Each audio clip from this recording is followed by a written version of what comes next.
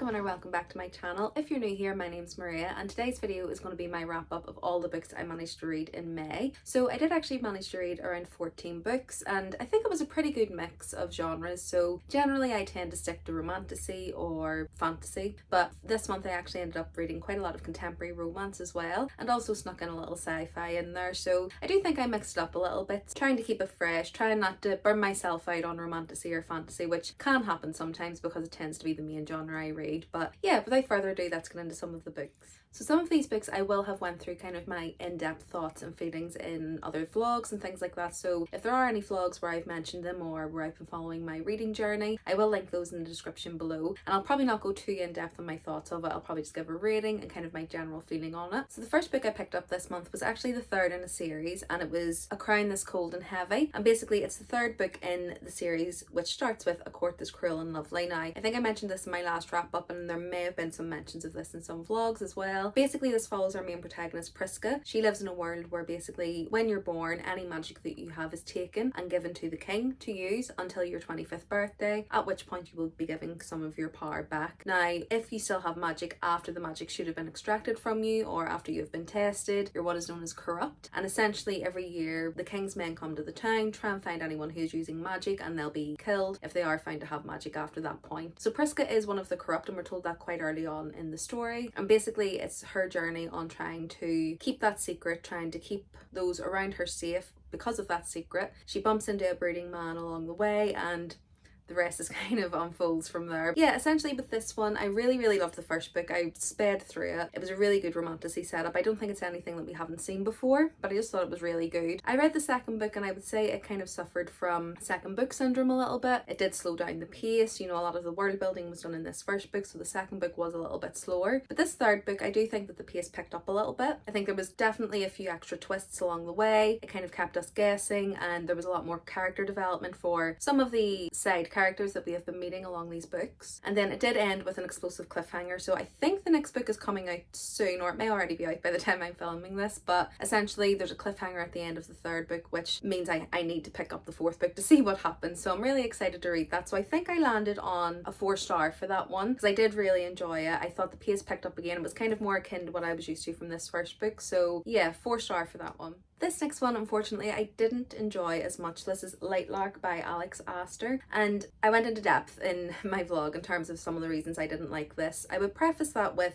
if you're new to romantasy or if you're new to fantasy, you know, maybe you're just delving into that genre, you may actually like this a bit more than I did, because a lot of the reasons that I didn't like it was because I felt it was maybe repetitive of some other books that I've seen. The characters were a little bit flat. But before I get into kind of some of my thoughts and feelings, the premise of this book is we follow our main protagonist Isla, and she is a leader of one of the 6 realms that are built within this world. And essentially every 100 years there's an island called Lightlark which appears, and the rulers of all the 6 realms have to go to this island and compete in certain games so that they can ensure that the curse is broken on their land. Now, from that, a lot of people have compared this to the Hunger Games, and I can just categorically say I don't really agree with that comparison. I think the games in here were so simplistic. It's not like a dystopian, you know, fighting for your life type of situation the way the Hunger Games is. I definitely don't think there was any societal kind of narrative in here or anything any deeper than that, but I can see why people kind of think the comparison to the Hunger Games is applicable just because there is certain games. But I think if you've read the Hunger Games and you really loved it and you think this is going to be comparable, personally I didn't feel that. I do see a lot of comparisons to A Court of Thorns and Roses as well. Again,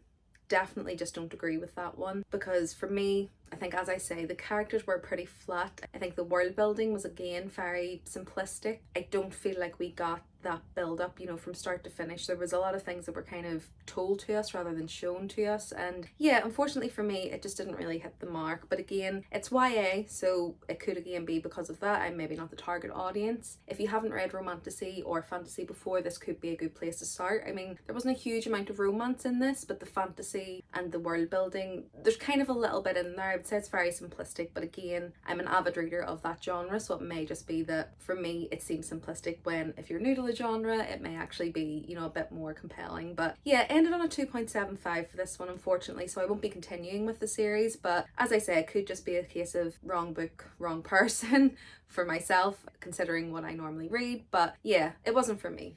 So the next book I picked up is definitely out of my comfort zone. It's not a genre that I tend to go to. So kind of straight up sci-fi. Dune by Frank Herbert. I want to try and delve into this genre a little bit more, and I thought where better to start than kind of the classic. This is one that people always reference when they're saying about, you know, their favorite sci-fi and things like that. And I was a little bit hesitant. I wasn't too sure if I was going to be able to, quite honestly, I thought I might be too stupid to understand some of the concepts in here and just to kind of follow the storyline. But one of the things that I really enjoyed about it was a really approachable writing style. It didn't seem too dense, it wasn't too heavy. The world building, while it was quite intricate, it didn't seem too dense, and it wasn't, you know, just kind of thrown at us. I think there was quite a lot of flair in the way that the world building was done. I don't think it was too info dumpy. I would say that the build up was quite a huge chunk of this book, so it didn't really build up until around 40%. There was a lot of build up of this is who these people are, this is the world they live in, this is what, you know, we're trying to do. And I know for a lot of books that's maybe up to maybe the 25%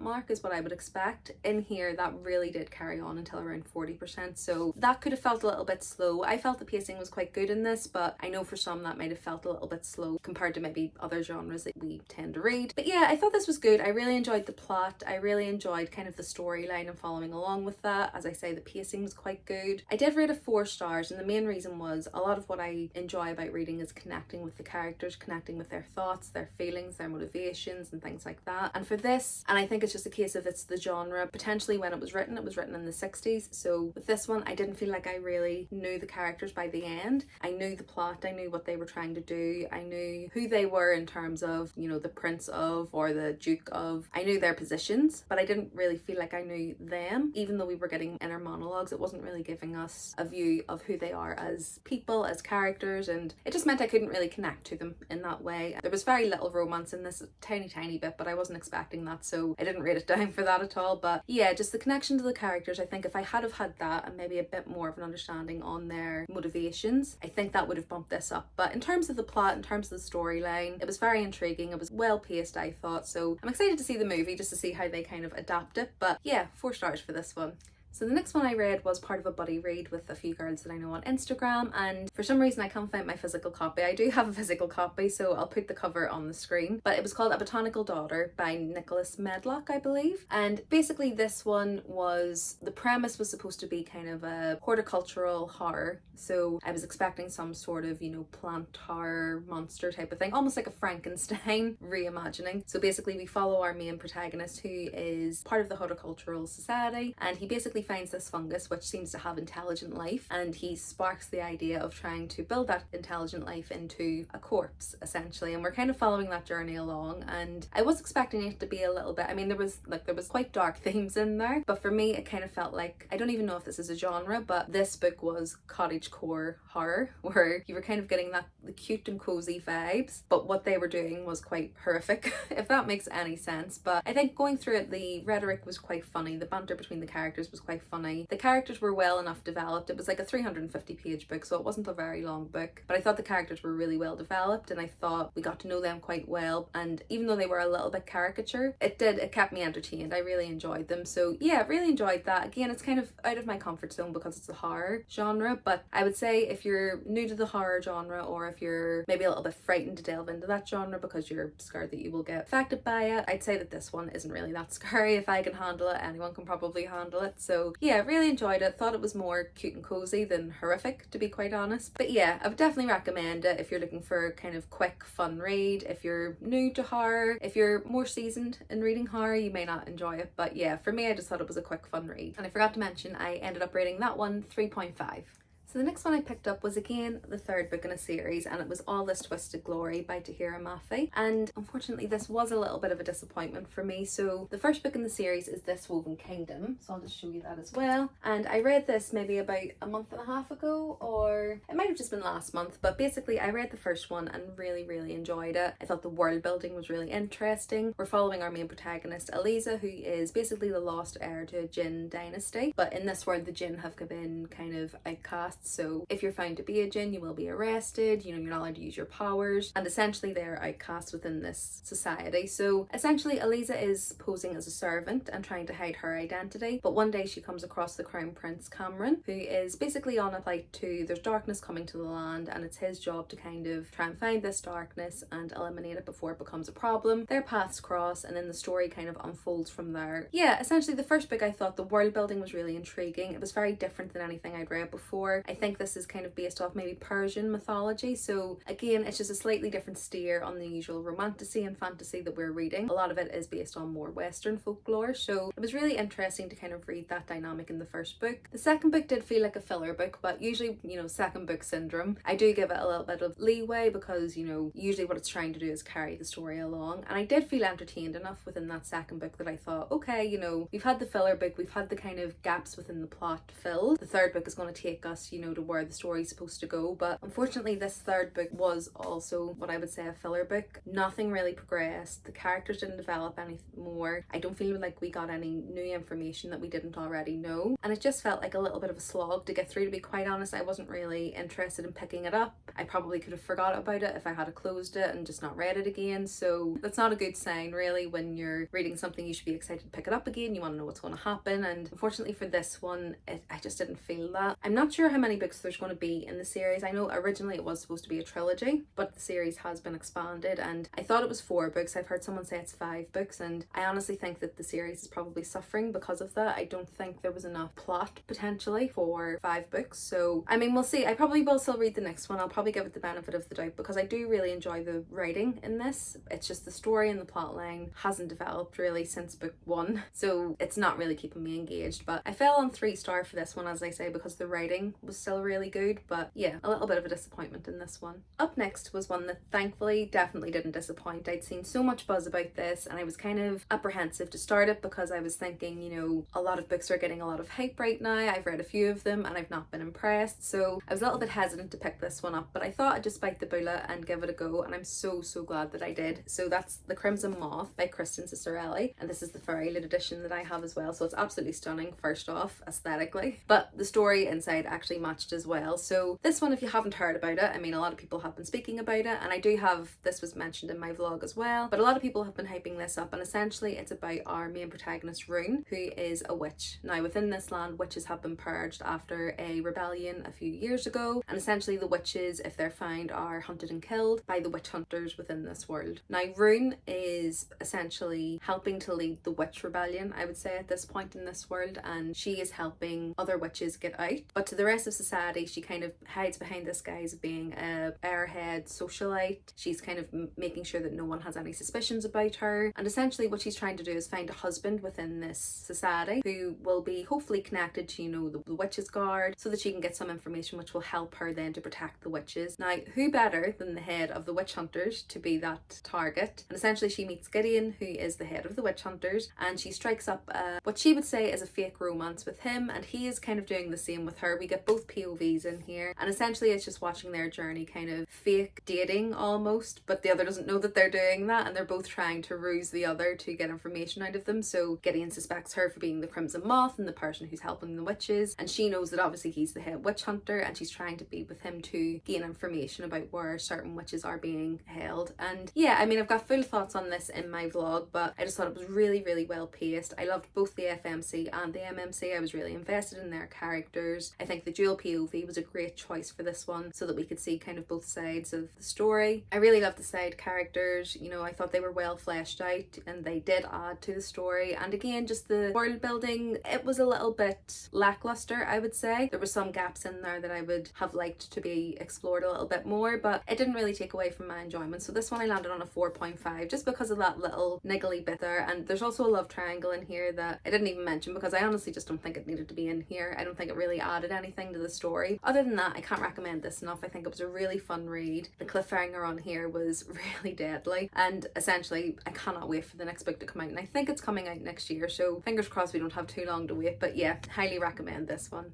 Next up is one that you probably have heard about. I mean, this was being hyped up on Bookstagram, TikTok, I believe. I don't have it, but I believe it's on TikTok as well. And honestly, for me personally, this is worth all the hype. So it's When the Moon Hatched by Sarah A. Parker. Now, I haven't read her previous series, To Bleed a Crystal Bloom, but it is one that I've had on my radar for quite some time. And after reading this, I'm definitely going to be picking it up. Essentially, this one, we follow our main protagonist, Rave, who is an assassin for the Fleur de Ath. I'm not even sure if I'm pronouncing that correctly, but which is basically an assassin's guild, and they're sent to kill, generally it's bad peoples. And along the way she ends up being captured by a guild of nobles, which is basically the enemy to the Fleur de Ath, and when captured she is then set to be made a bit of a political pawn, so kind of as a retaliation from the nobles to the Fleur de Ath. She manages to escape that, and the story kind of unfolds from there. And I don't want to give too many more details. I think for this one, don't even read the full blurb on the back. There's quite a lot of information on there. I went into this pretty much blind, and I just think that's the best way to enjoy this one. The main thing that really stood out to me on this one was firstly the writing. The writing is absolutely beautiful. I would say it's more flowery and purple prose, so just be wary because I know that that's not everyone's favorite. For me personally, I love it, and the writing in this was just, I wanted to kind of highlight, I have quite a few tabs in there and I just wanted to highlight pretty much every page. There was a quote or something that I just thought was absolutely beautiful. And yeah, I think the next thing that I thought was really great about this one is that the world building and the world structure and how she built kind of the how a day runs, how a night runs was just really unique and imaginative. You know, some of these little details that in most books you don't even really notice, but we had a world that was based around different gods, so gods of ether, fire, air, which again we've seen, you know, before, but in terms of the way that a day works in this, you know, it's all around moon phases and things like that. And yeah, it was just really, really unique. I thought just that attention to detail and the immersive world building, I really felt like I was in this book while I was reading it. I don't even want to give too many details about how good it was because it was just amazing to go into it blind and experience it that way. It does look pretty chunky, but I honestly didn't feel like it took me that long to read it. I think I read it within maybe 2.5 days, and that's with working and things like that as well. So it was really fast paced and just can't recommend it more. 5 stars. I almost forgot to mention about the romance in this one, and let me just say it is slow burn,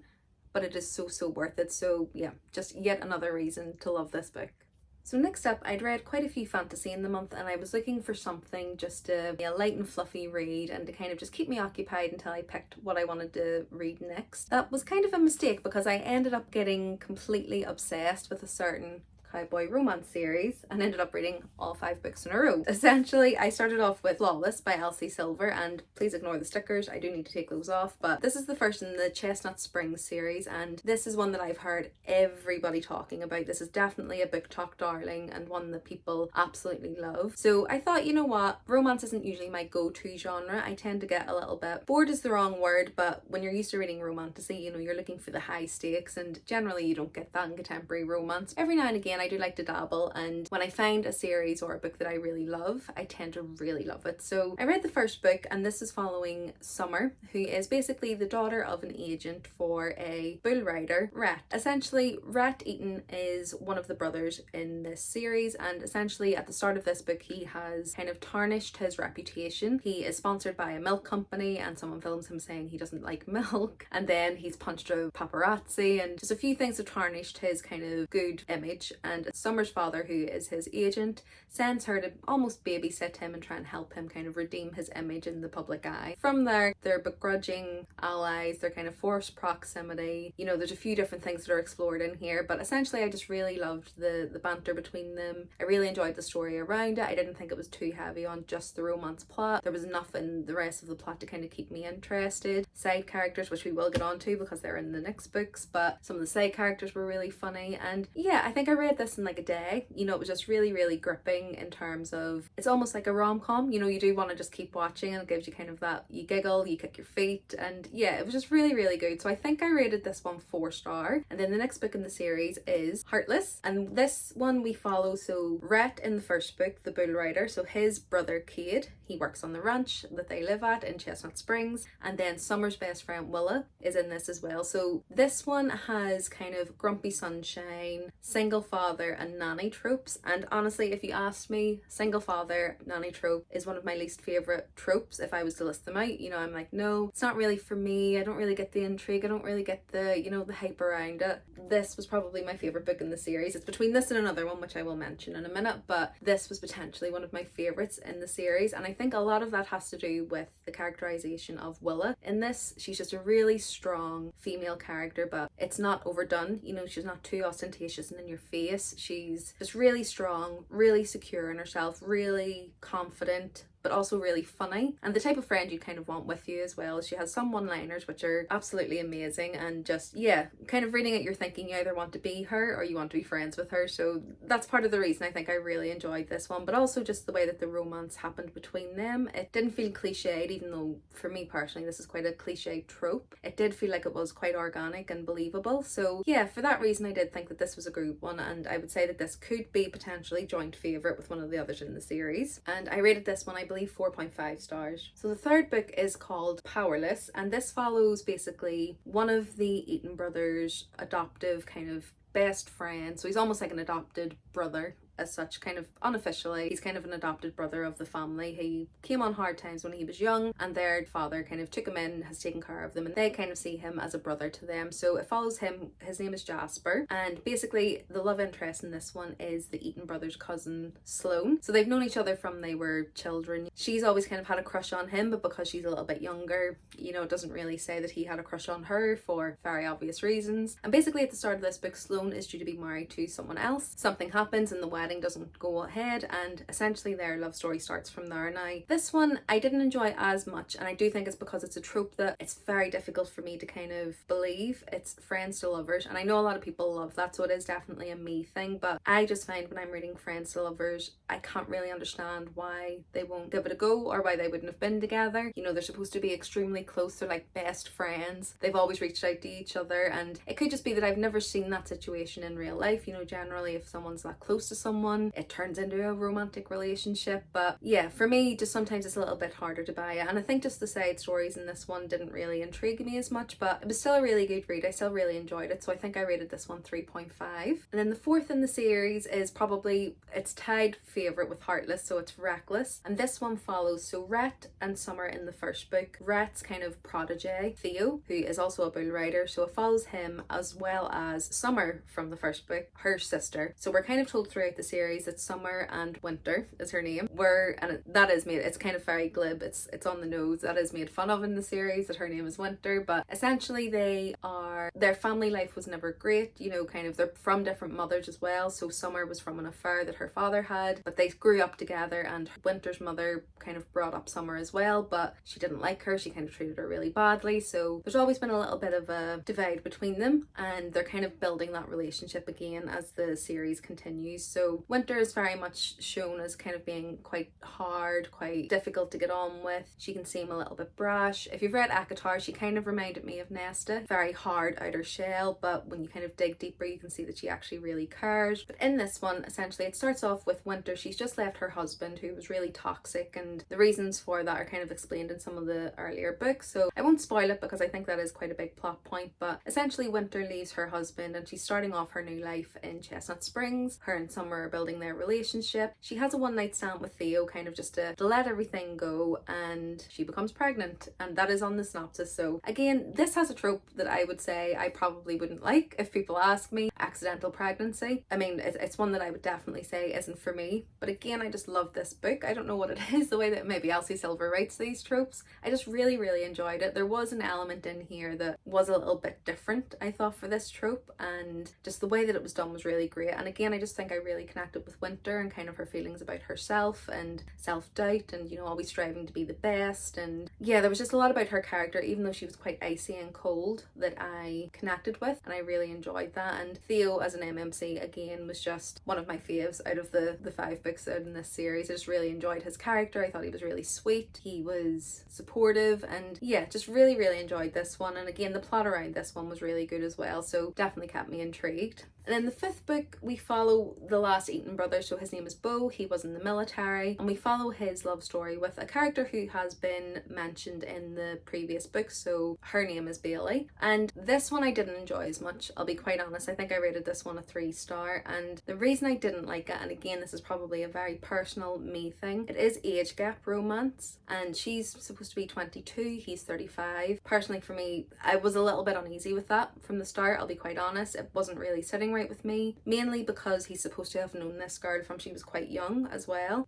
I know she's, you know, she's an adult, and it's not really, it shouldn't really be an issue, and it's not so much that it was an age gap that was an issue for me, it was more so that he's supposed to have known her from she was quite young, and it just made me feel some kind of way. So again, that's maybe just a me thing, it may not affect your enjoyment of it, but I do think that the way she was written, she was quite outspoken and supposed to be quite confident, but there was a lot of times in her inner monologue that she was quite uncertain of herself and quite naive, and I just think that a woman of that age could very well be manipulated by someone older, and I don't think that's what was portrayed in here, but it just didn't feel right to me. So it kind of just meant from off the bat I wasn't truly invested because I was a little bit uncomfortable with that age gap. But other than that, I think it did give kind of the same strain as the rest of the books. It followed kind of the same structure, I would say, and it was still enjoyable, but I landed on 3-star just because I think the whole way through I was just feeling a little bit uncomfortable with it. So yeah, unfortunately this one didn't really hit for me just the same way, but as I say, still really liked the writing, still enjoyed the banter, I thought it was quite funny. But yeah, just the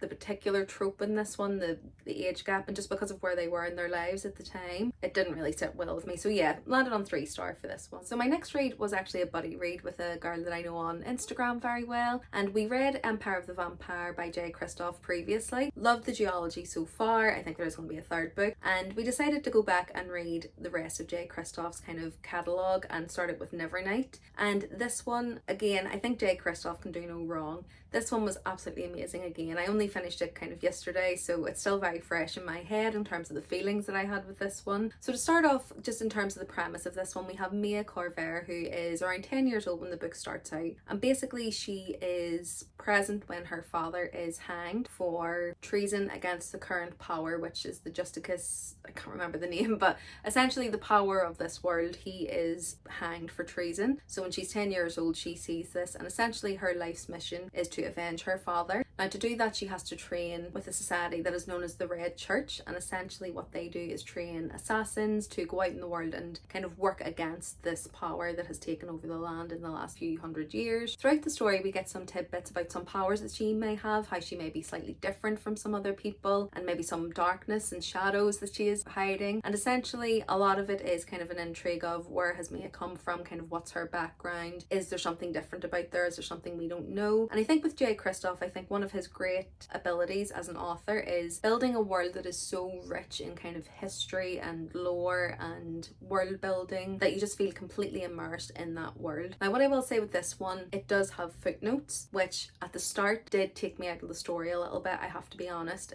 There was a lot of footnotes which were world building, but at times felt a little bit info dumpy, and personally just footnotes for me aren't really a preference. But I think after the first maybe 20% of the book, the footnotes did get a little bit shorter, and a lot of them were actually quite comedic. You know, it was the narrator breaking that fourth wall, speaking to us, you know, like, oh, stop laughing at that, that's not funny, you know, get your mind out of the gutter, things like that. It was really, really good. So yeah, although it did take me out of the story a little bit at first, I did still enjoy kind of the world building and getting that understanding of this world that we're living in, and where Mia's kind of background could be from, maybe where the story's going to go. And yeah, I think when I was reading it, I was almost thinking it was like if Harry Potter was surrounded around training assassins, and it kind of had the vibes of maybe Harry Potter 6 and 7, so a lot darker, a lot more grim. You know, I was kind of imagining everything to have this kind of grey cloud over it, but in terms of the banter between the kids and in the training school, it just kind of gave me those vibes. Probably Harry Potter mixed with, if you've read it, the Scholomance series by Naomi Novak. I think if you merge those two together, this is kind of similar to those vibes, where there's kind of really high stakes in this academy. It's not your normal kind of school story with magic. It's very, very dark, but also quite witty and uplifting at times as well. And there was a little bit of romance in here again, similar to Empire of the Vampire, where within a very short time I feel like I was really invested in the romance, and Jay Kristoff just knows how to break your heart within these stories. And again, I can't really go into why. Let's just say he gets you to really invested in the characters, really invested in the story, and then knows just how to tear your heart apart and leave you on a cliffhanger that's really hard to handle. But yeah, so I'm really excited to read the next book in this one. I think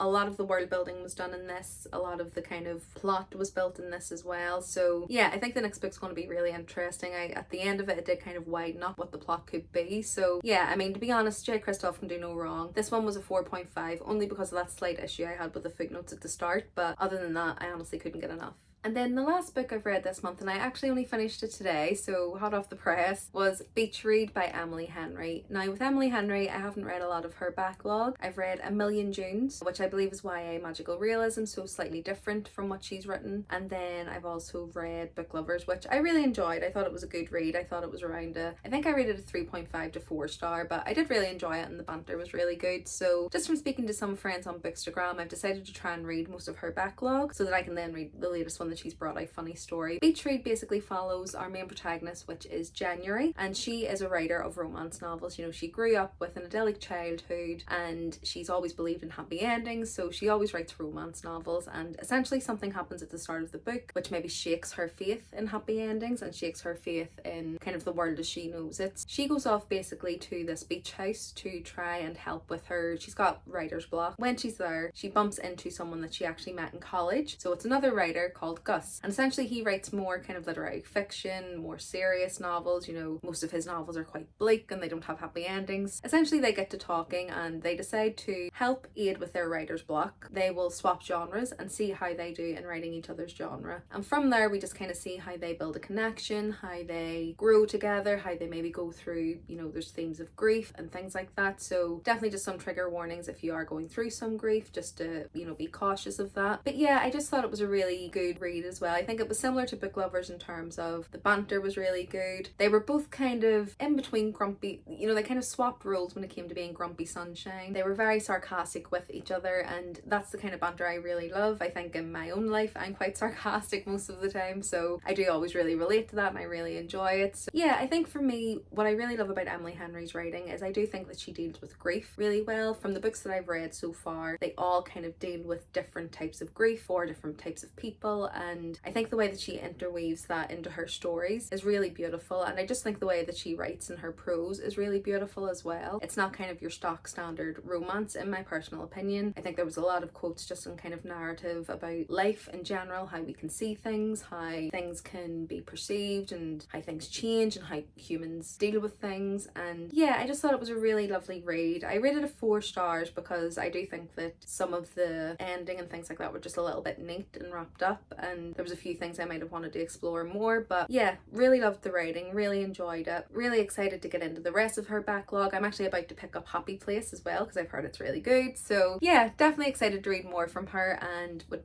highly recommend this one. Okay, so this, oh, I don't even think I can lift it without dropping it, is my stack for May. Yeah, so 14 books. That was a pretty good reading month for me, and I think recently I've been kind of averaging between 10 and 12, but I think because there was quite a few contemporary romance, they tend to be a little bit shorter, so it definitely helped get that count up. If you've read any of these, do let me know. I'd love to know what your thoughts and feelings were of them, or if you have any that you think I would enjoy because of these, do again let me know in the comments below. I would love to hear your suggestions. And tell me what your favourite read was in May. I always want to hear any more recommendations, so anything you can tell me, just let me know in the comments. If you like this video, I would really love if you could give it a like, and if you want to see more from me, it would be great if you would subscribe as well. I'm trying to make at least 2 videos a week, and that'll usually be, you know, wrap-ups, TBR, book shopping, things like that. So yeah, if you would want to subscribe, that would be amazing. Other than that, thanks for watching, and I'll see you in my next one.